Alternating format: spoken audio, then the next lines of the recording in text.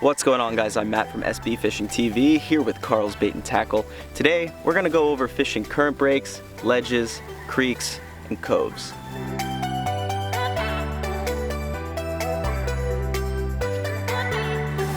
So it's fall, the fish are starting to move shallow, they're chasing bait fish like crazy, they're trying to fatten up for winter, and this is one of the best times that you can fish all year.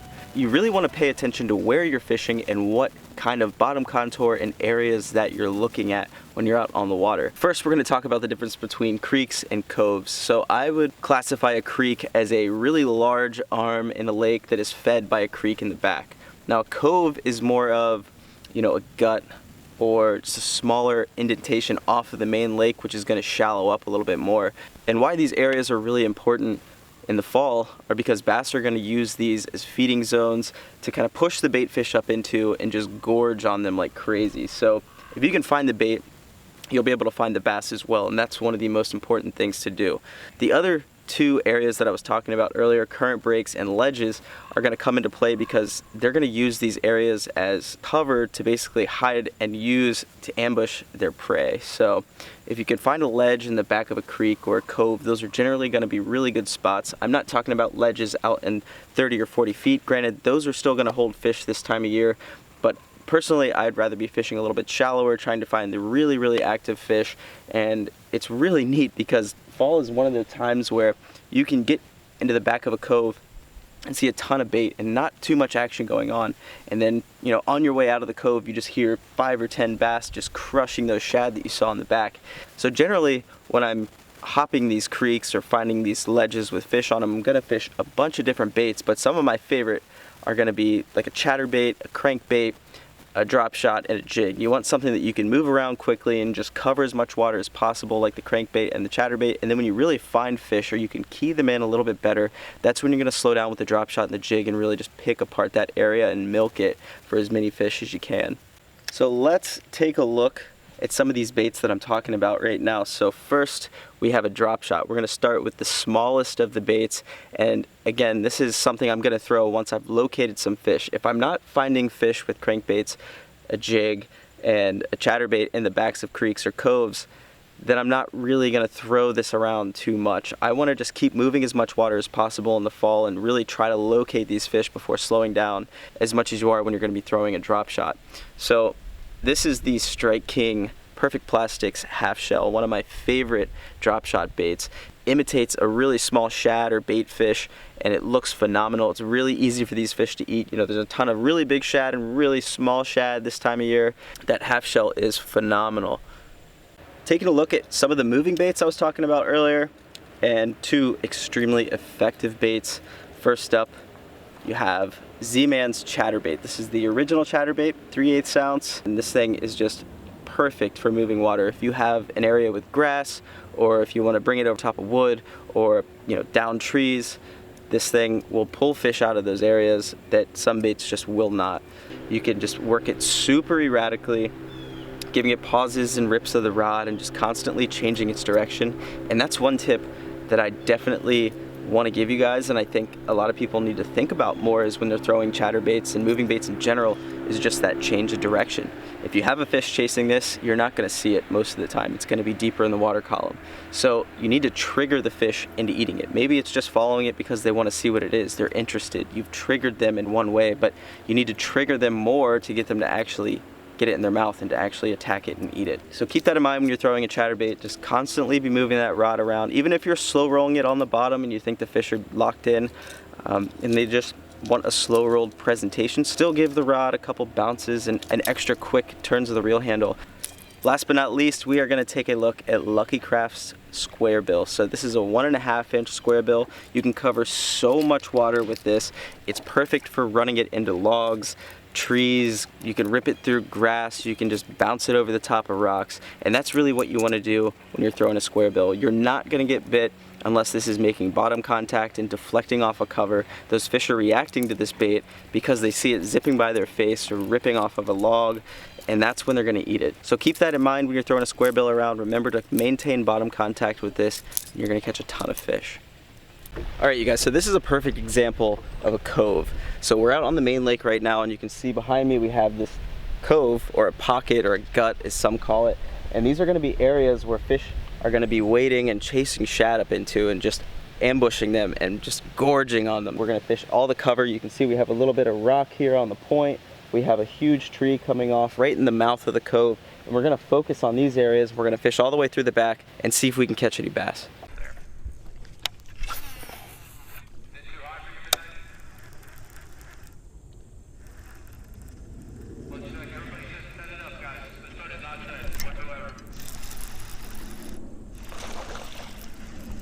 There we go. Chatterbait fish in the back of the gut, right where it was supposed to be on the end of that tree. That was sick. There we go, chatterbait. See ya.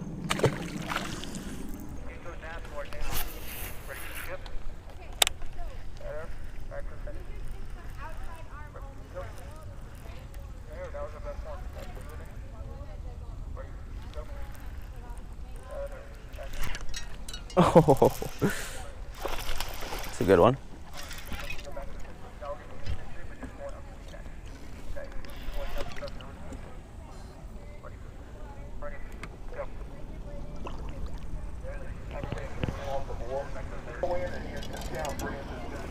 There we go. Another chatterbait fish. Coincidentally, on another really long tree just facing out on a point, but still halfway back into this little gut.